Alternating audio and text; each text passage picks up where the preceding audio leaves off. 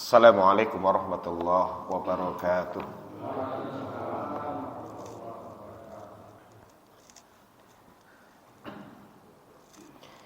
Innal hamdalillah nahmaduhu wa nasta'inuhu wa nastaghfiruh wa na'udzu billahi min shururi anfusina wa sayyiati a'malina. May yahdihillahu fala mudhillalah wa may yudlil fala hadiyalah. Asyhadu an la ilaha illallah wa asyhadu anna Muhammadan abduhu wa rasuluh. Ya ayyuhalladzina amanu ittaqullaha haqqa tuqatih wa la tamutunna illa wa antum muslimun. Amma ba'd.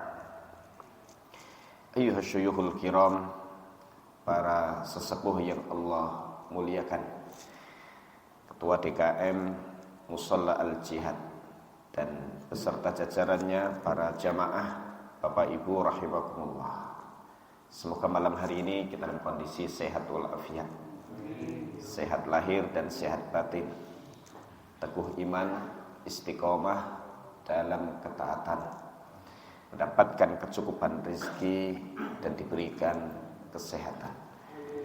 Harapannya kita bisa senantiasa beribadah kepada Allah Subhanahu wa ta'ala pada kehidupan yang Allah anugerahkan kepada kita. Dan di antara ibadah yang sangat mudah, ringan, namun pahalanya begitu besar adalah zikrullah, yaitu berzikir kepada Allah Subhanahu wa ta'ala. Bulan kemarin kita membahas zikrullah atau kathratu zikrillah. Banyak berzikir kepada Allah itu akan menyelamatkan dari kemunafikan, akan menyelamatkan dari kenifakan. Sehingga siapa yang ingin diteguhkan imannya dan dijauhkan dari petaka-petaka kenifakan, maka hendaknya dia banyak berzikir kepada Allah Subhanahu wa ta'ala. Disebutkan di dalam kitab Fiqhul Ad'iyah wal Adhkar oleh Syekh Dr. Abdul Razak bin Abdul Muhsin Al-Badr pada bab keempat dalam kitabnya ini, Fadlu Majalisi Dzikr, keutamaan majelis zikir. Ya. Boleh sebutkan di bagian awal, salah satu perkataan dari Abdullah bin Rawahah radhiyallahu taala anhu, yang dia memegang beberapa tangan sahabatnya, ditarik, kemudian berkata, ta'alau nu'minu sa'atan, kemarilah kita beriman sejenak. Ta'alau falnadhkurillaha, kemarilah, mari kita berzikir kepada Allah. Wa nazdadu imanan bi ta'atih, ya, kita menambah iman kita dengan ketaatan kepadanya. La'allahu yadhkuruna bimaghfiratih, semoga Allah mengingat kita dengan ampunannya. Karena siapa yang selalu ingat kepada Allah, menyebut namanya, maka Allah Subhanahu wa ta'ala akan senantiasa mengingat hamba tadi dan akan menyebut nama hamba tersebut dengan penuh kemuliaan di hadapan para malaikatnya. Fadhkuruni adzkurkum, ingatlah kepadaku, niscaya aku akan ingat kepada kalian. Ibnul Qayyim rahimahullah di dalam Al-Wabilus Sayyib menyebutkan tentang ayat ini yang beliau masukkan sebagai dasar salah satu faidah zikrullah. Seandainya tidak ada keutamaan zikrullah kecuali ayat ini, niscaya sudah cukup.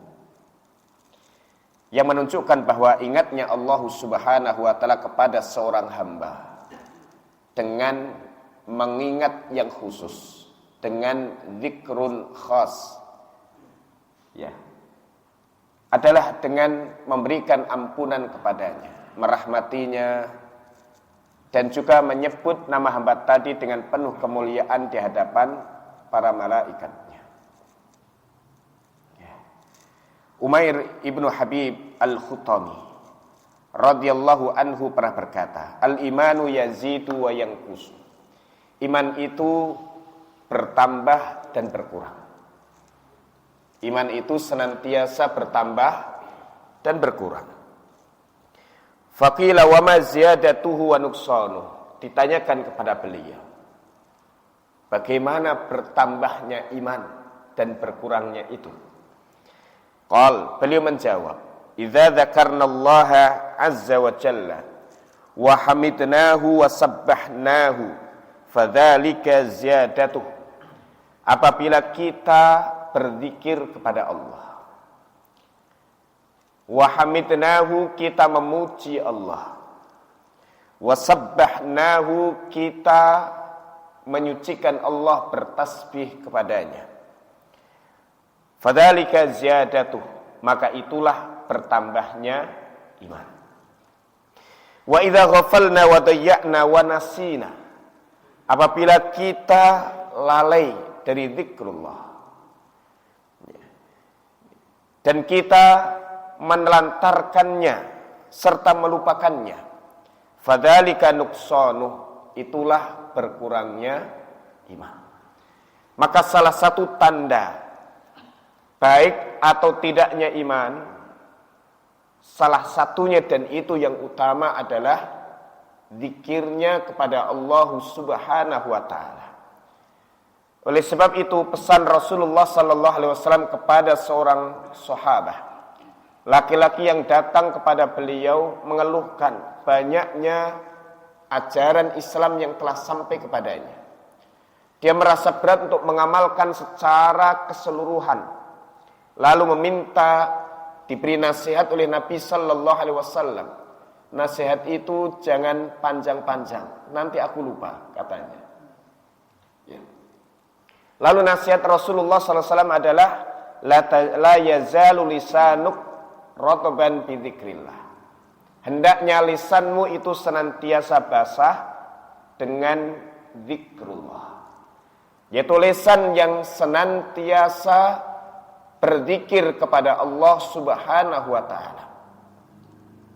Dan sifat Rasulullah sallallahu alaihi wasallam, kana Nabi sallallahu alaihi wasallam yadhkurullaha ala kulli ahyani.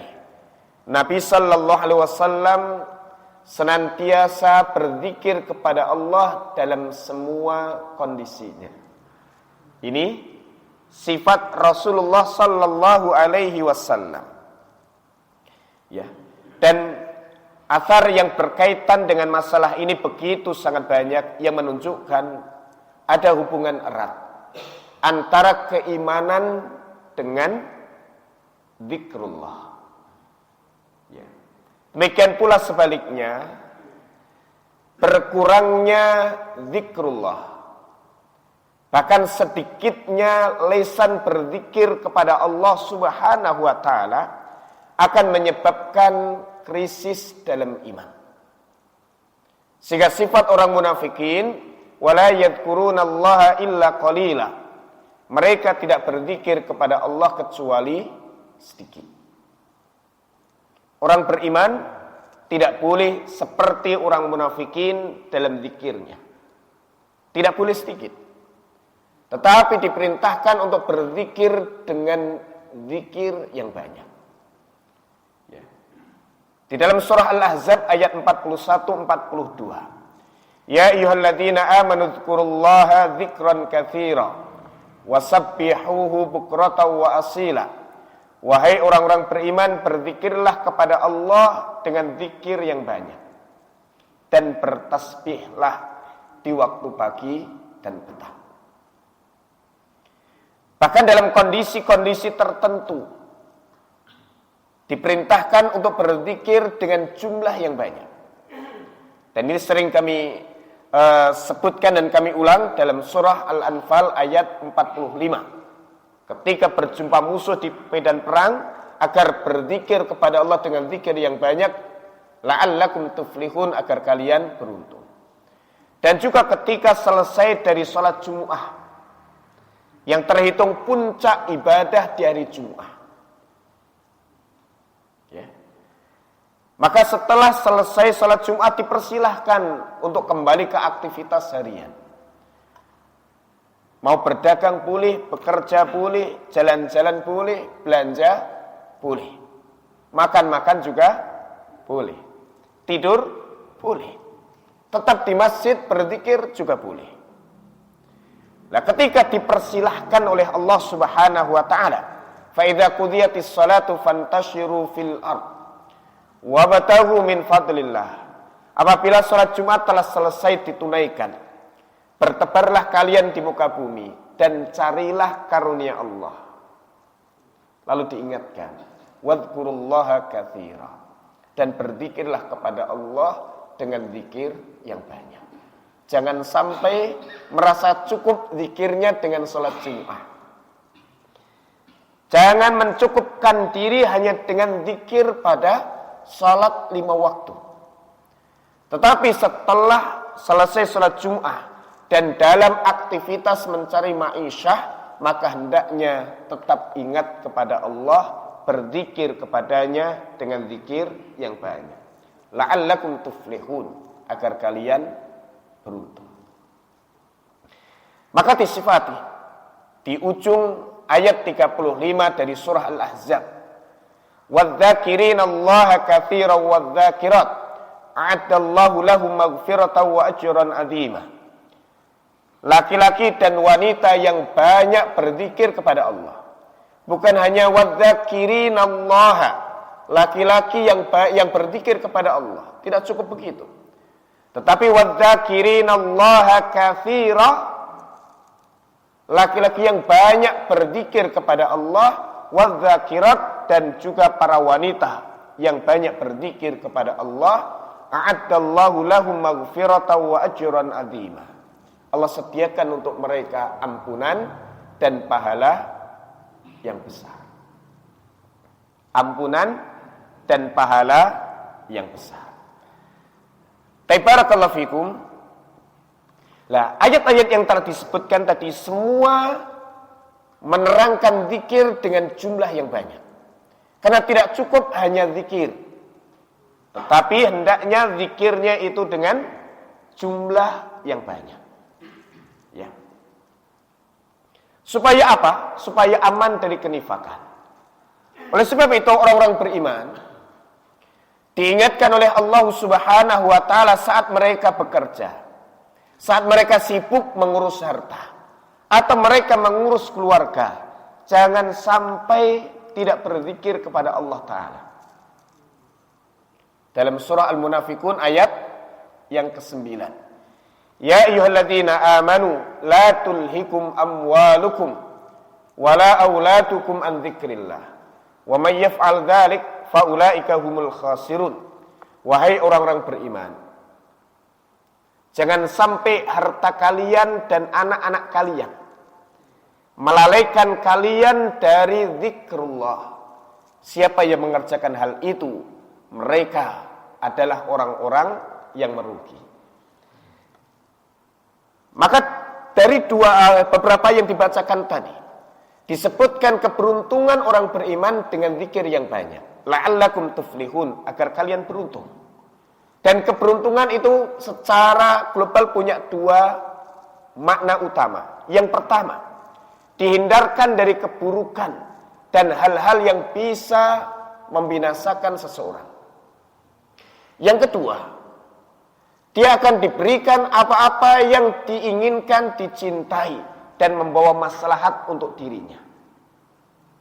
Ini al-falah. Supaya kalian beruntung. Ya. Lawan daripada la'allakum tuflihun atau al-muflihun adalah al-khasirun, orang-orang yang merugi. Dan orang-orang yang merugi di dalam Al-Munafikun ayat yang ke-9 disebutkan sebabnya adalah lalai dari zikrullah. Sedikit zikirnya kepada Allah karena sibuk mengurusi pekerjaan, sibuk mengurusi keluarga, sibuk mengurusi harta benda, sibuk mengurusi dunia, sehingga kemudian lalai dari zikrullah. Waliyadzubillah. Kita berlindung kepada Allah dari kondisi seperti itu. Nah, kalau orang yang seperti ini dikhawatirkan akan masuk ke dalam hatinya kenifakan. Ya. Maka siapa yang ingin selamat dari kemunafikan, salah satu caranya yang paling mudah adalah banyak berzikir kepada Allah Subhanahu wa taala, karena orang-orang munafikin itu sedikit zikirnya. Orang beriman tidak boleh zikir hanya sedikit, tetapi hendaknya zikirnya kepada Allah dengan jumlah yang banyak. Tapi barakallahu fikum. Nah, di antara kalimat zikir yang hendaknya kita memberikan perhatian yang besar adalah 4 kalimat. Subhanallah walhamdulillah wala ilaha illallah wallahu akbar. Dimulai dari mana dibolehkan, mana yang didahulukan, mana yang dibelakangkan, tidak harus urut seperti ini, kecuali dalam beberapa kondisi. Sekarang dikir Allah Akbar, Allah Akbar, Allah Akbar, Subhanallah, Subhanallah, Subhanallah, Alhamdulillah, Alhamdulillah, Alhamdulillah, La ilaha illallah, La ilaha illallah, La ilaha illallah, juga dibolehkan. Nah, kita akan baca beberapa dalil yang menerangkan tentang itu supaya termotivasi untuk memperbanyak 4 kalimat ini dalam keseharian kita. Inna khairal kalam wa afdalu dzikr ba'dal Qur'an al-Karim arba'u kalimat. Beliau awali keterangan, sesungguhnya perkataan terbaik dan zikir yang paling utama setelah membaca Al-Quran adalah membaca 4 kalimat ini. Dia memiliki kedudukan yang sangat tinggi dalam agama ini. 4 kalimat itu adalah subhanallah walhamdulillah wala ilaha illallah wallahu akbar. Dan cukup banyak dalil yang menerangkan tentang keutamaan 4 kalimat ini. Pertama, bahwa 4 kalimat ini adalah kalimat yang paling disukai oleh Allah Subhanahu wa taala. Diriwayatkan oleh Imam Muslim dalam sahihnya dari hadis Samurah bin Jundub radhiyallahu anhu, ia berkata, Rasulullah sallallahu alaihi wasallam bersabda, ahabbul kalami ila Allah taala arba'un. Perkataan yang paling dicintai oleh Allah taala itu 4.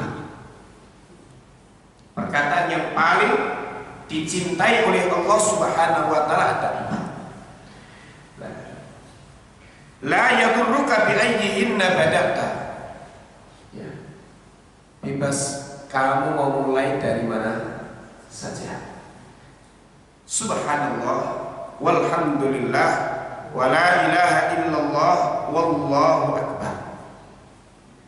Dan dalam riwayat At-Tayalisi, Imam Abu Dawud At-Tayalisi dalam musnadnya, beliau menyebutkan dengan lafaz arba'un hunna min atyabil kalam wa hunna minal Qur'an. Ada 4 kalimat zikir. Keempatnya itu adalah perkataan terbaik, dan keempatnya itu berasal dari Al-Quran. La yadurruka bi ayyihinna bada'ta. Kamu boleh mulai dari mana saja. Sabda Nabi sallallahu alaihi wasallam, yaitu subhanallah walhamdulillah wala ilaha illallah wallahu akbar. Ya, kita baca sama-sama. Subhanallah walhamdulillah wala ilaha illallah wallahu akbar. 4 kalimat terbaik, 4 kalimat yang termasuk bagian dari Al-Quran. Oleh sebab itu, orang yang baru masuk Islam Sudah wajib sholat atau belum? Sudah wajib sholat. Ya. Apa sudah hafal Al-Fatihah? Belum, boleh jadi belum hafal. Ya. Maka gantinya Al-Fatihah untuk orang yang belum hafal adalah 4 kalimat ini. Karena dia bagian dari Al-Quran. Artinya 4 kalimat ini berasal dari Al-Quran. Keempat-empatnya ada dalam Al-Quran. Subhanallah, walhamdulillah, wala ilaha illallah, wallahu akbar. Dan tadi disifati ini adalah perkataan yang paling dicintai oleh Allah Subhanahu wa ta'ala. Yang berarti siapa yang membaca 4 kalimat ini dan sering mewiridkannya, maka dia akan dicintai oleh Allah Subhanahu wa ta'ala. Bukan hanya perkataannya saja yang dicintai, tetapi orang yang mengamalkannya pun juga akan dicintai oleh Allah Subhanahu wa ta'ala. Dan kalau Allah mencintai seorang hamba, Allah akan menunjukinya kepada jalan yang diridhoinya. Allah akan memberikan taufik dan pertolongan untuk mengerjakan amal saleh. Allah akan pelihara anggota tubuhnya untuk mengerjakan perkara-perkara yang diridhoi oleh Allah Ta'ala dan dihindarkan dari perkara-perkara yang mendatangkan murka Allah Subhanahu wa ta'ala. Dan orang yang dicintai oleh Allah Ta'ala akan diampunkan dosa-dosanya. Maka penting kita mendapatkan kecintaan Allah Subhanahu wa ta'ala, dan kecintaan Allah Ta'ala itu mendahului kecintaan hamba-Nya. Maka di antara sebab untuk mendapatkan tambahan kecintaan dari Allah Ta'ala adalah banyak berzikir kepadanya dengan 4 kalimat ini. Banyak berzikir kepada Allah dengan 4 kalimat ini. Subhanallah, walhamdulillah, wala ilaha illallah, wallahu akbar. Bacanya kapan? Kapan bacanya? Kapan saja. Ada tempat khususnya enggak? Enggak. Ya. Boleh enggak dalam kondisi berhadap membaca ini? Boleh atau tidak? Boleh atau tidak? Ada yang bilang boleh, ada yang bilang tidak boleh. Ya. Sebaiknya berwudu, betul. Sebaiknya berwudu. Tapi terkadang seseorang tidak bisa langsung berwudu ketika baca. Dan sejumlah sahabat pun yang kita temukan dalam keterangan-keterangan, tidak semuanya mampu menjaga wudu. Hanya satu sahabat yang disebutkan istimewa dengan itu, yaitu Bilal. Dan memang tidak harus berwudu, kecuali ketika seseorang akan mengerjakan ibadah yang bersyarat dengan wudu. Maka kapan seseorang itu wajib untuk berwudu? Saat dia mau sholat. Maka ya ayyuhalladzina amanu idza qumtum ilas shalah faghsilu wujuhakum wa aydiyakum ilal marafiq. Wahai orang beriman, apabila kalian hendak mengerjakan sholat, maka basuhlah wajah-wajah kalian, yaitu berwudulah. Nah, kalau seseorang nanti nunda wudu, ya nanggung. Atau kan saya belum mau sholatnya nanti, dia masih dalam kondisi berhadap. Bolehkah dia berzikir, duduk, ya istirahat sambil ngopi, lalu membaca subhanallah, walhamdulillah, wala ilaha illallah, wallahu akbar? Boleh atau tidak? Boleh. Itu fleksibelnya ibadah zikir. Boleh. Maka sifat Rasulullah SAW tidak selalu beliau dalam kondisi suci. Ini perlu kemudian tercatat. Oleh karenanya sejumlah ulama, di antara Al-Imam An-Nawawi dalam Riyadhus Shalihin, ya, ketika menyebutkan tentang bahasan zikir, ya, Dan untuk berzikir kepada Allah dalam semua kondisi, berdiri, duduk dan berbaring, boleh sebutkan hadis riwayat Muslim dari Aisyah radhiyallahu taala anha tadi, bahwa Nabi SAW selalu berzikir kepada Allah dalam semua kondisinya, kondisi suci maupun kondisi berhadap. Maka boleh untuk berzikir dan boleh membaca 4 kalimat ini. Naik motor sambil baca ini boleh atau tidak? Boleh. Yang hobi sepeda, gue sambil zikir boleh atau tidak? Boleh. Ya. Ibu ketika nyapu boleh nggak sambil membaca 4 kalimat ini? Boleh. Ya. Dan keistimewaan orang yang berzikir kepada Allah dimanapun dan kapanpun serta dalam kondisi apapun, maka tempat yang dia berzikir di situ kelak akan menjadi saksi kebaikan untuknya di hari kiamat. Makanya Dr. Ahmad Farid di dalam kitab Tazkiyatun Nufus ketika menyebutkan nutrisi hati, salah satunya adalah berzikir kepada Allah, dan beliau sebutkan salah satu keutamaan zikrullah. Orang yang banyak berzikir kepada Allah, maka dia akan memiliki banyak saksi kebaikan di hari kiamat. Ya. Orang berzikir di dekat tiang situ yang sedang nyender, Pak siapa yang berzikir subhanallah walhamdulillah wala ilaha illallah wallahu akbar, maka tiangnya di hari kiamat besok akan memberikan kesaksian, ya Allah, fulan berzikir di dekatku ketika dia bersender pada. Betul. Maka apa hikmah kalau sholat sunnah itu berpindah tempat dari sholat fardu? Ya, pertanyaan sebelumnya, bolehkah sholat fardu di sini tadi zikir, lalu kemudian sholat sunnahnya juga di sini tidak pindah tempat? Boleh atau tidak? Boleh. Yang tidak boleh adalah assalamualaikum warahmatullah, assalamualaikum warahmatullah, langsung berdiri sholat sunnah. Kenapa kok tidak boleh? Karena dia menyambung amal fardu dengan amal sunnah. Itu yang tidak boleh. Ya. Maka bagaimana supaya tidak tersambung?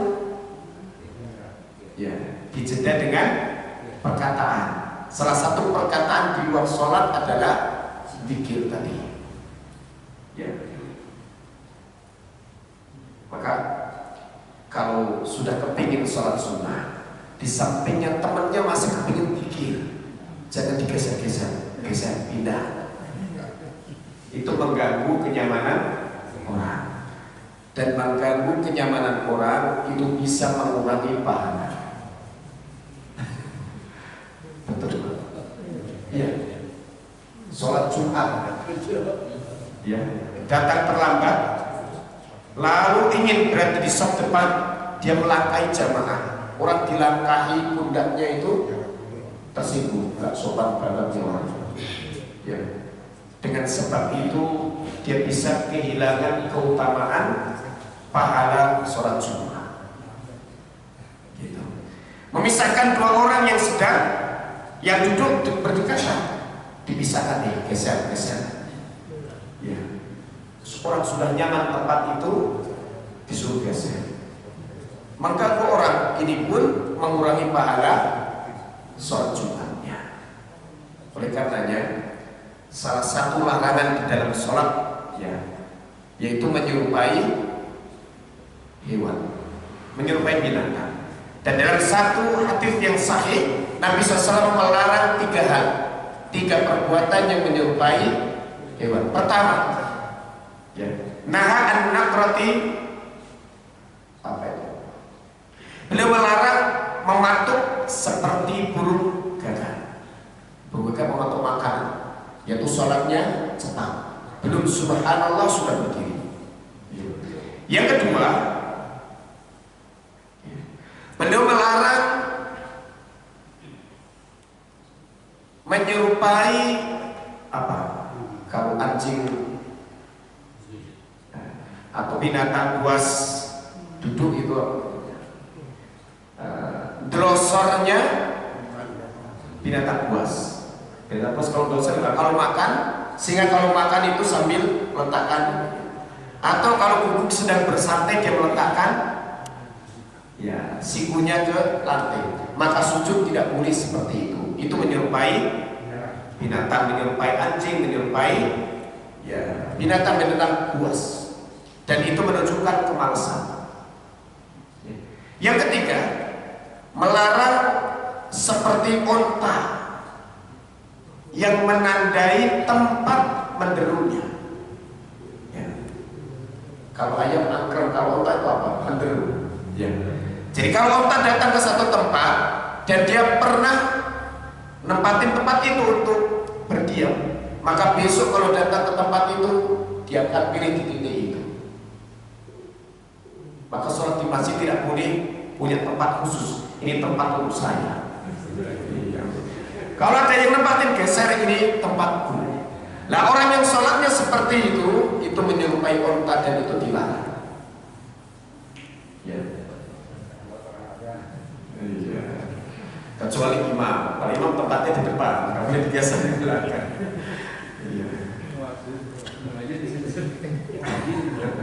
Muatinnya di mana sih? Itu karena fungsi ada fungsinya. Ada juga sih tempat wajib, ini tempat imam. Iya. Kalau imam belum mulai ada tulisan jadi nggak boleh ditempati. Ada.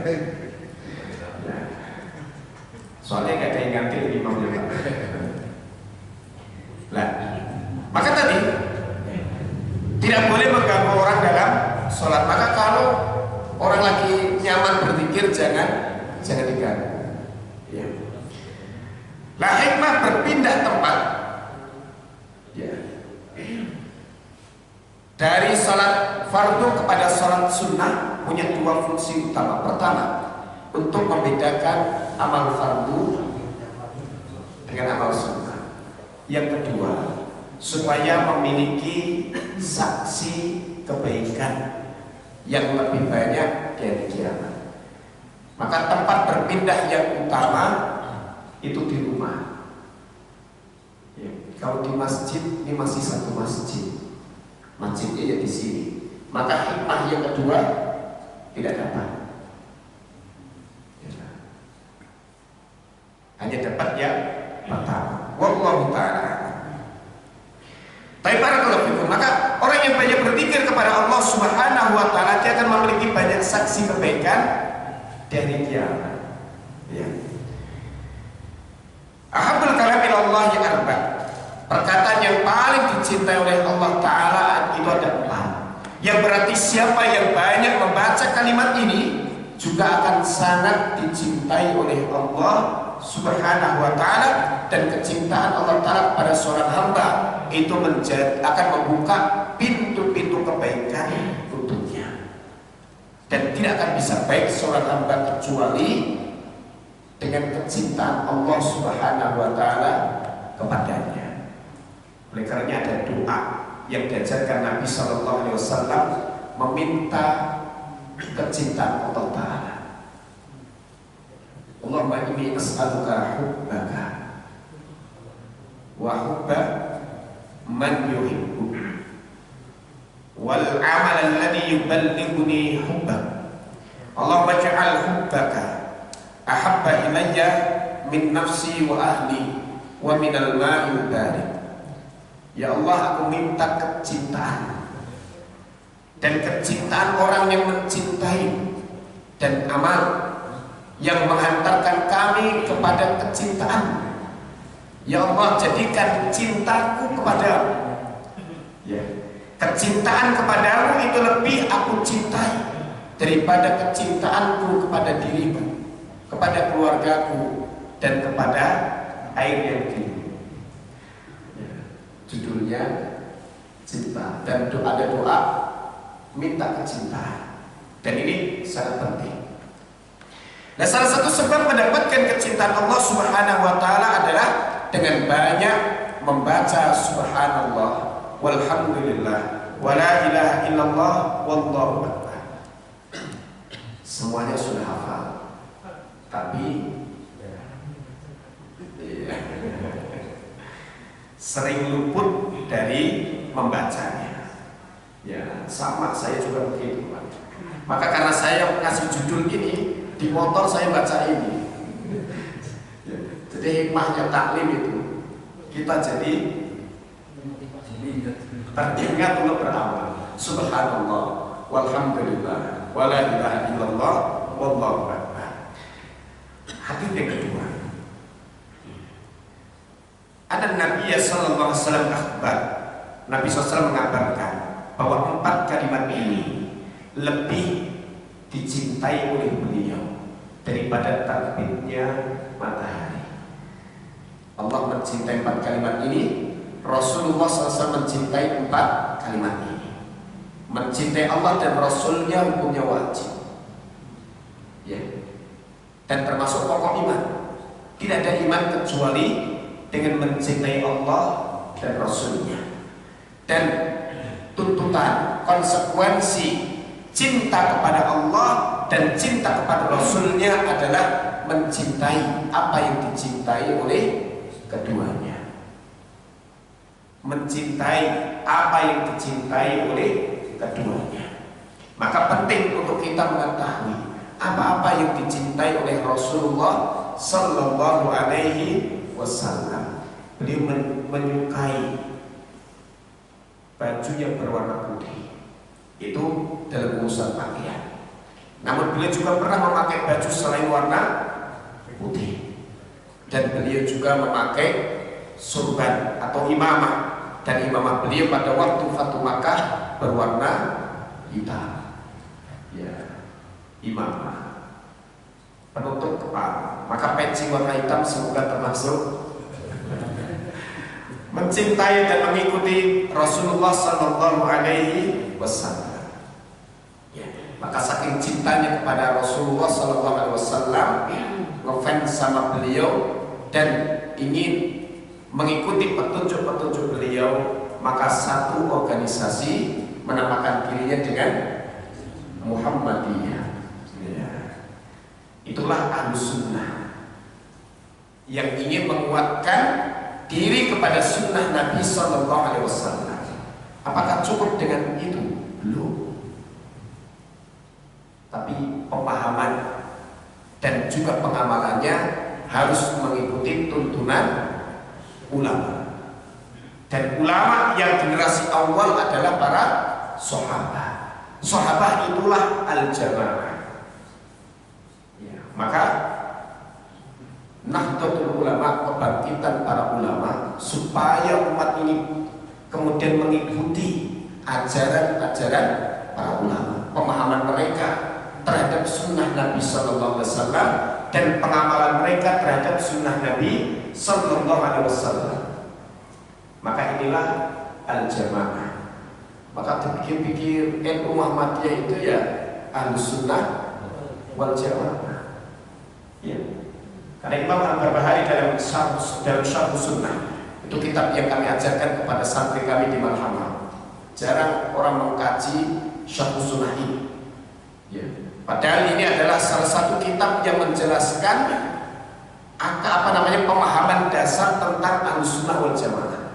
Maka beliau mengatakan, "I'lam rahimakallah, ketahuilah olehmu, semoga Allah merahmatimu. Anna sunnata yang Islam wal Islamu was sunnah." Sunnah itu Islam, Islam itu sunnah, tidak bisa dipisahkan. Maka Ahlus Sunnah adalah Ahlul Islam. Dan kalau orang itu Ahlul Islam, harus Ahlus Sunnah, yaitu dia menjadi orang yang mengambil Islam dari Nabi Sallallahu Alaihi Wasallam, memahaminya dan mengamalkannya sesuai dengan apa yang dipahami oleh orang-orang yang diajarkan sunnah itu oleh Nabi Sallallahu Alaihi Wasallam dan dibimbing oleh beliau dalam mengamalkannya. Itulah para sahabat, merekalah al-jamaah generasi awal, dan pengikut mereka yang baik dari generasi tabi'in, tabi'in yang akan senantiasa terjaga, orang-orang yang mengikuti mereka sampai hari kiamat. La tazalu isabatu min ummati akan senantiasa ada sekelompok dari umatku yang tegak di atas sunnah. Itu mereka al-jamaah. Dan Nabi SAW mengabarkan bahwa 4 kalimat ini lebih dicintai oleh beliau daripada terbitnya matahari daripada dunia seisinya. Sebagaimana hadis riwayat Muslim dalam sahihnya dari jalur Abu Hurairah radhiyallahu anhu, ia berkata, Rasulullah SAW bersabda, la'an aqula, aku membaca, sungguh aku membaca, subhanallah walhamdulillah wa la ilaha illallah wallahu akbar. Kata beliau, ahabbu ilayya, lebih aku cintai, mimma tala'at alaihi syams, daripada terbitnya matahari. Jadi hampir setiap hari beliau membaca 4 kalimat ini, subhanallah walhamdulillah wa la ilaha illallah wallahu akbar. Dan ini juga yang diwasiatkan oleh beliau kepada putrinya ketika meminta untuk diberi seorang budak untuk membantu meringankan pekerjaan rumahnya. Nabi SAW datang kepada Fatimah, waktu itu pengantin baru, masuk ke dalam kamar. Saat itu Fatimah dan Ali sudah bersiap-siap untuk tidur. Beliau duduk di antara keduanya. Maka seorang bapak, walaupun anaknya sudah menikah, itu tetap punya tugas memberi nasihat dan juga memberikan peringatan apabila anaknya melanggar. Dalil Nabi Ibrahim datang menemui Ismail ketika Ismail sudah punya istri, tapi ketika datang ke Makkah tidak ketemu dengan putranya, ketemu dengan istrinya. Ditanya bagaimana kondisi kalian, yang keluar keluh kesah, lalu titip pesan untuk mengganti palang itu. Artinya ceraikan istri. Hidupku gak bahagia kalau punya istri banyak berkeluh kesah, tidak sabar, kurang bersyukur.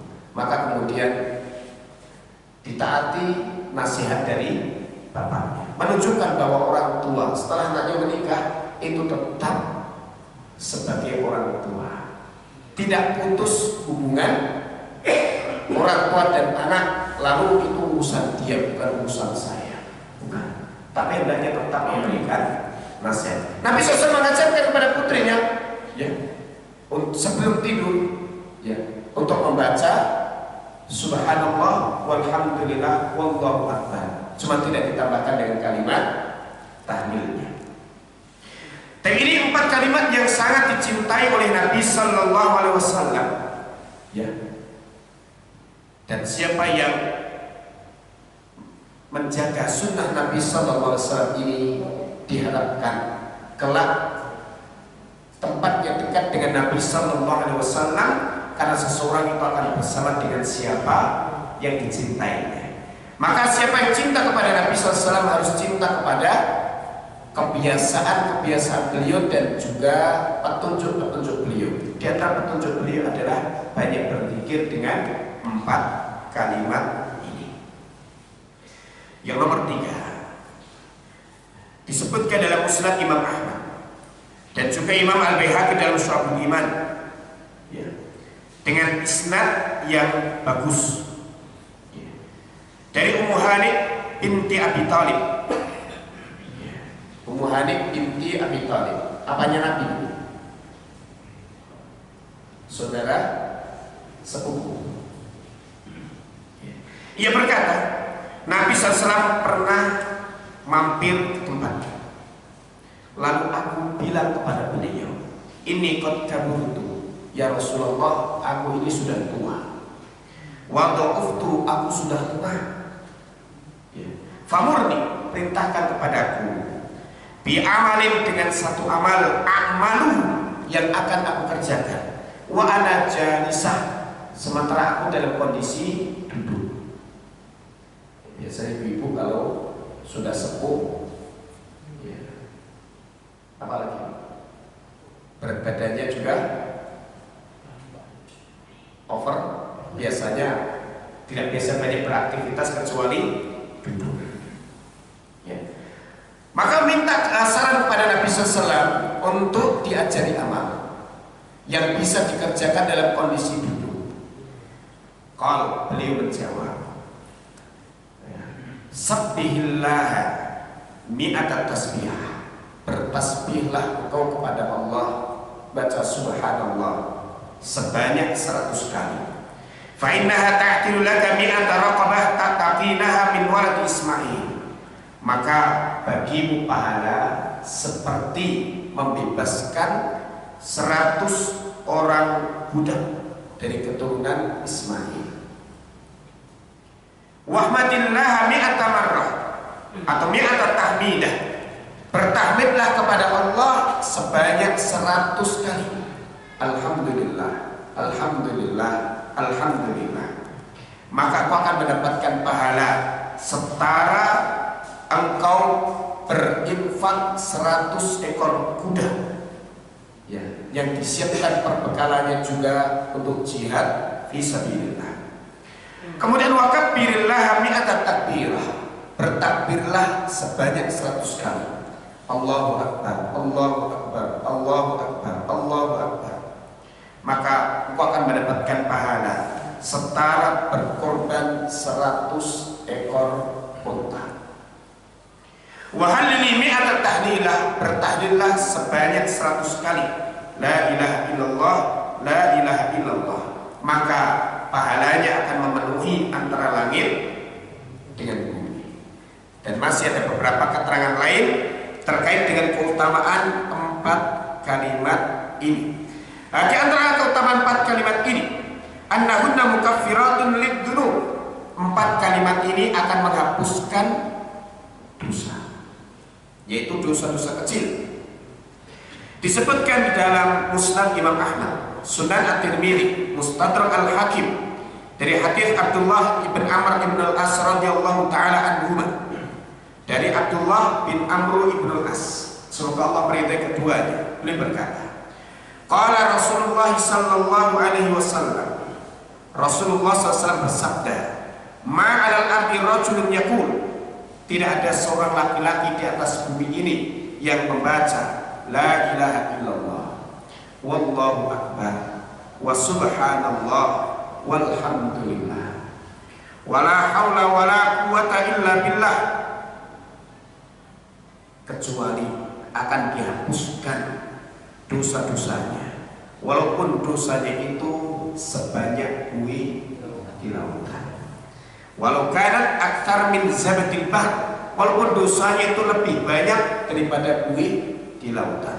Hadis ini dihasankan oleh Imam At-Tirmidzi, disahkan oleh Imam Al-Hakim, dan dinyatakan sahih juga oleh Imam Adz-Dzahabi, dihasankan oleh Syekh Al-Albani. Yaitu la ilaha illallah wallahu akbar wa subhanallah walhamdulillah wala haula wala quwwata illa billah. Maka mulai dari mana saja boleh. Sudah masuk belum? Belum. Ya. Yang kelima, keutamaan 4 kalimat ini annahunna fi rasul jannah. 4 kalimat ini akan menjadi tanaman di surga. Ya. Kalau sudah masuk, minta tolong diingatkan. Diriwayatkan Imam At-Tirmidzi dari Abdullah bin Mas'ud radhiyallahu anhu, dari Nabi sallallahu alaihi wasallam beliau bersabda, laqitu Ibrahim lailatan usriya, aku berjumpa dengan Nabi Ibrahim di malam aku diisrakan. Kata Nabi sallallahu alaihi wasallam, faqal, beliau berkata, ya Muhammad, wahai Muhammad, akrim ummataka min salam, sampaikan salamku untuk umat. Wakhbirhu, beritahu mereka, anal jannata thayyibatut turbah, surga itu tanahnya subur. Udbatul ma, airnya segar, tawar dan segar. Wa annahu naqi'an, bahwa di surga itu adalah hamparan tanah yang sangat luas. Ghirasuha subhanallah, tanamannya adalah subhanallah walhamdulillah wala ilaha illallah wallahu akbar, dan hadis ini statusnya sahih. Nah, ada dua.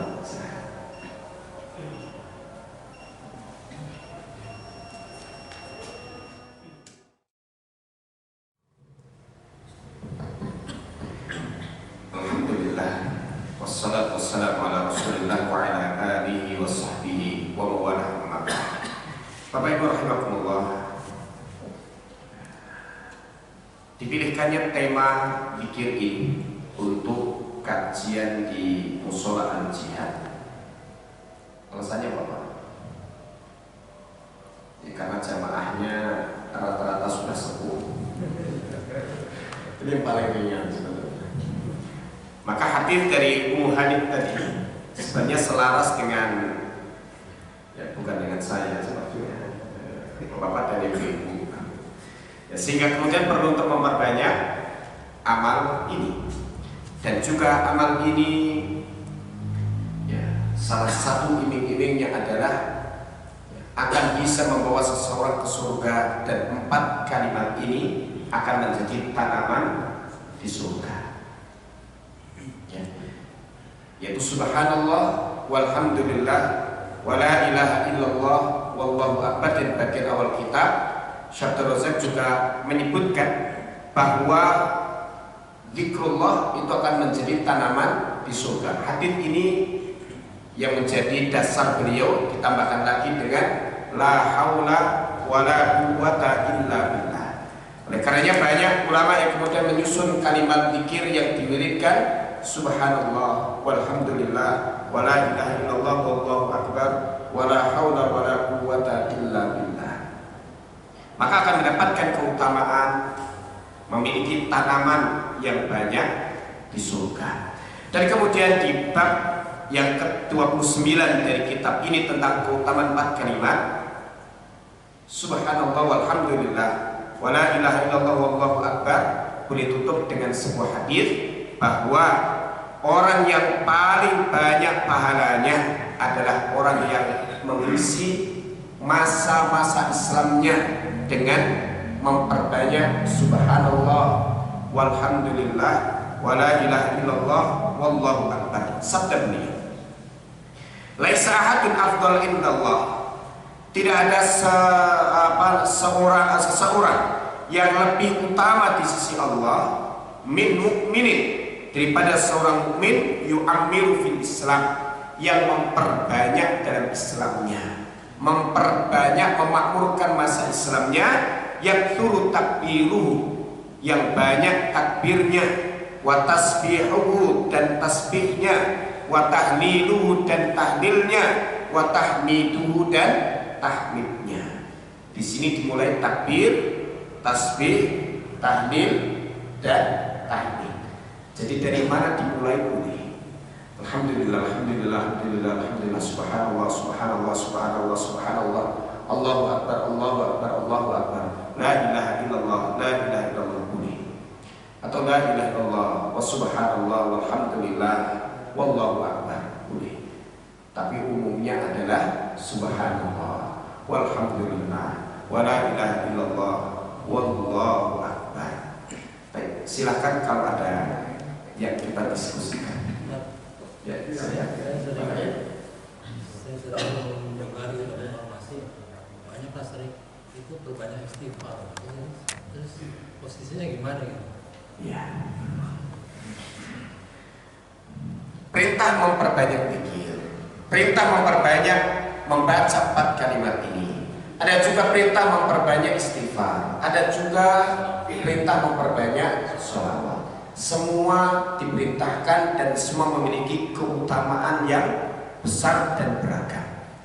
Yang terbaik adalah diragamkan, sehingga seseorang dalam satu waktu memperbanyak zikir 4 kalimat ini. Nanti di kesempatan yang lain dia memperbanyak istighfar, di kesempatan yang lain dia pun memperbanyak sholawat. Salah satu hikmah atau faidah sholawat, orang yang bersolawat dia akan banyak menyebut nama Nabi Sallallahu Alaihi Wasallam, sehingga dengan sebab itu bertambah kecintaan kepada beliau, dan kecintaan kepada beliau akan menambah kesetiaan kepada sunnah-sunnah beliau, dan kesetiaan kepada sunnah-sunnah beliau itu akan menambah keimanan.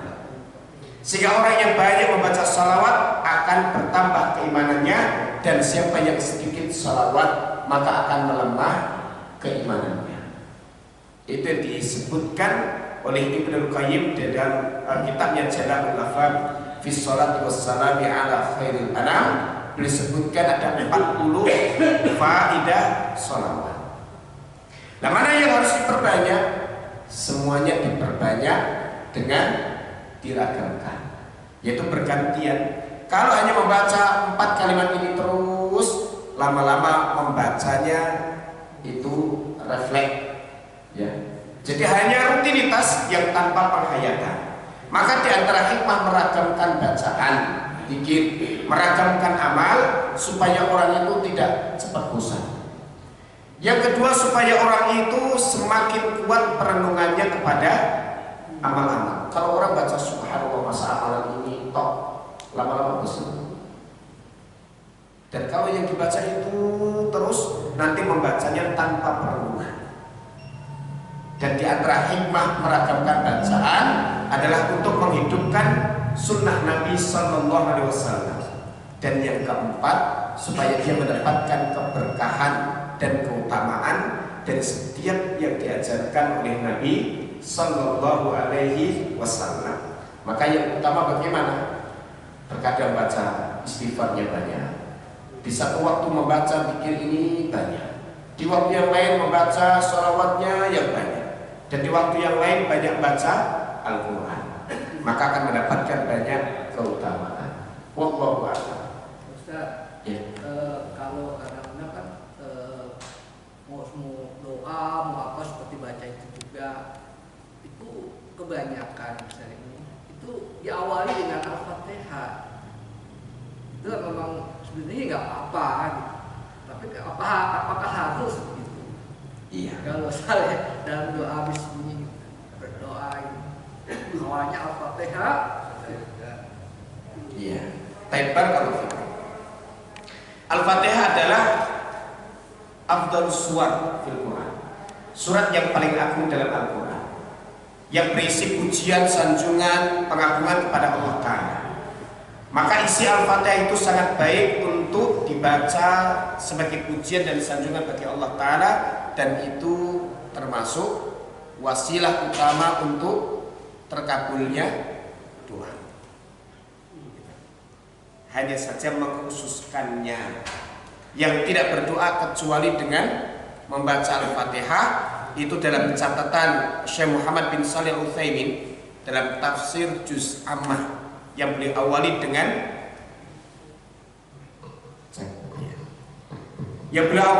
menafsirkan surat Al-Fatihah, dan beliau sebutkan di antara kesalahan di dalam mengamalkan Al-Fatihah, walaupun Al-Fatihah memiliki keutamaan yang sangat besar, adalah tidak berdoa kecuali mengawalinya dengan Al-Fatihah, dan tidak selesai berdoa kecuali menutupnya juga dengan Al-Fatihah.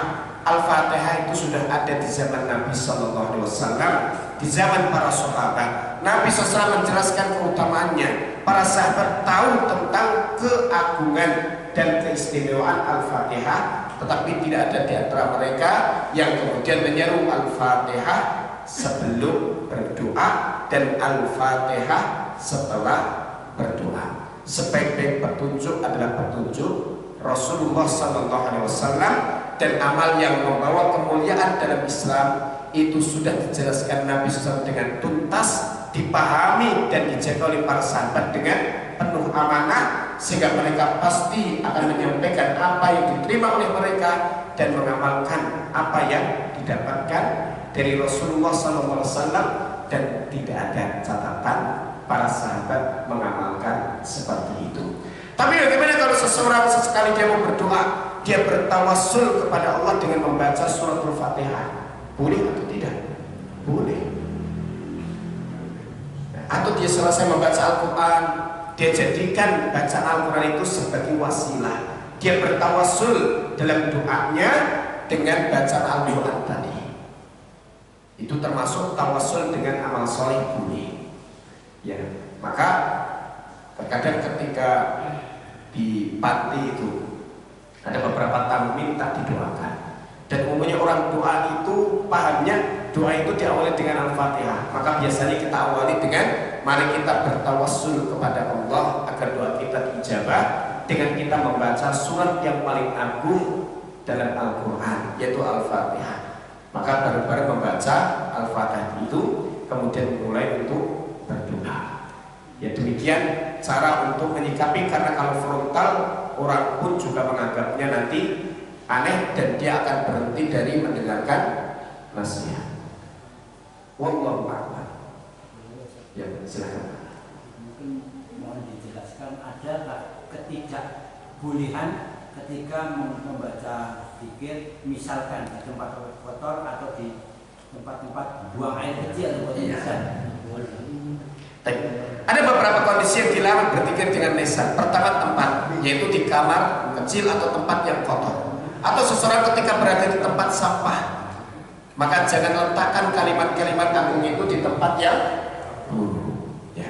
Kemudian dalam kondisi yang tidak pantas untuk berzikir, ya dalam kondisi buang air besar, buang air kecil, kadang tidak di tempat, tidak di kamar kecil, maka tidak boleh sambil berzikir. Dan yang ketiga adalah ketika berhubungan suami istri, tidak boleh sambil berzikir. Wallahu a'lam. Itu beberapa tempat dan beberapa kondisi yang dilarang untuk berzikir. Di luar itu umumnya dibolehkan untuk berzikir dan dianjurkan memperbanyak zikrullah. Thank you, silakan. Ustaz ini, Ya.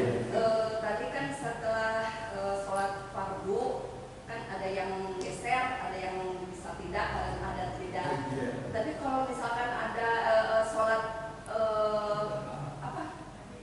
qobliyah, sholat qobliyah kan kayak sholat zuhur kan suka lupa nggak pindah-pindah gitu. Jadi langsung berdiri itu bisa gimana? Apa harus apa dulu gitu? Supaya karena nggak, kayaknya saya nggak pernah pindah gitu. Langsung berdiri itu gimana Pak? Tembar kalau ya. Nah, tidak apa-apa. Karena yang diatur adalah sholat fardu kemudian ke sholat sunnah, maka tidak boleh untuk disambung. Adapun yang sholat qobliyah kemudian selesai ternyata iqomah, maka boleh untuk langsung berdiri dan sholat situ. Misalnya sholat di sini.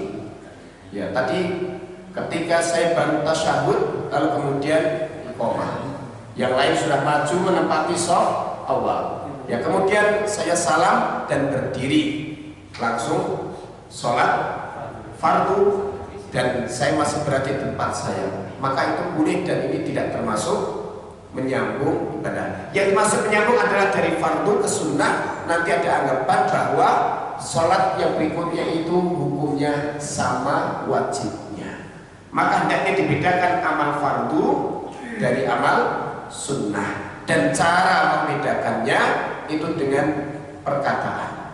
Perkataan bisa berzikir, perkataan bisa menyapa kawannya, assalamualaikum gimana kabarnya, itu sudah sapaan. Karena itu bukan bacaan sholat, ya. Atau kemudian pindah tempat itu yang utama, dan pindah tempat yang utama dari masjid ke rumah. Lalu bagaimana ibu-ibu yang sholat di rumah, zikirnya di situ, lalu kemudian setelah zikir dia sholat apa? Beliau sholat sunnah ba'diyah. Apakah harus pindah tempat?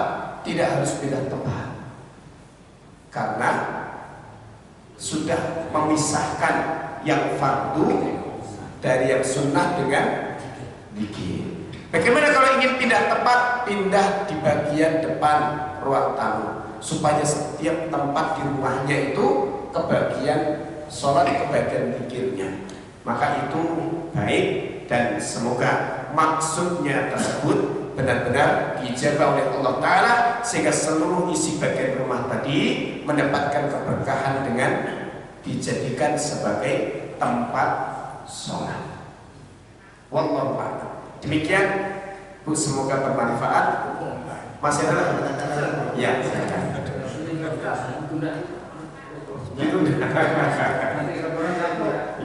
Insya Allah pertemuan yang akan datang kita lanjutkan keutamaan-keutamaan berikutnya, dan keutamaan 4 kalimat ini sangat banyak dan ini memiliki keistimewaan yang begitu luar biasa. Hadana Allah wa iyyakum ajma'in. Allahumma a'inna ala dzikrika wa syukrika wa husni ibadatik. Rabbana atina fid dunya hasanah wa fil akhirati hasanah wa qina adzabannar. Wa akhiru da'wana alhamdulillahi rabbil alamin. Wassalamu alaikum warahmatullahi wabarakatuh.